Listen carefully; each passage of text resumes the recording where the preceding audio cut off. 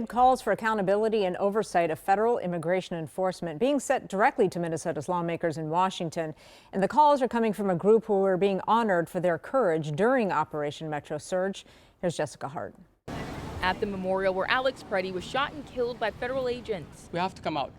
We have to answer the call. Those awarded for their courage during Operation Metro Surge. What happened in Minnesota did not end in Minnesota. Feel called to speak again. The victims were Joan Sebastian Duran Guerrero and Lorenzo Salgado Arajo. These two men were shot and killed by ICE agents in two separate shootings this month in two different states. I've seen enough. Zina Stanvik, Carolina Ortiz, Natalie Arrett, and Imam Youssef Abduli, the 2026 John F. Kennedy Profile and Courage Award recipients, wrote a letter to Minnesota's congressional delegation asking them to hold ICE accountable. This is one step out of many that we are all working together on.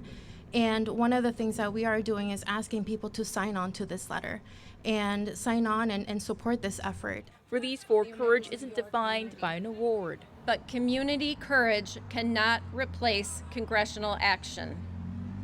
Our elected officials cannot continue relying on ordinary citizens to stand between neighbors and abusive government power. For them, courage is defined by how you act. Being up here is not easy. Continuing to speak up is not easy.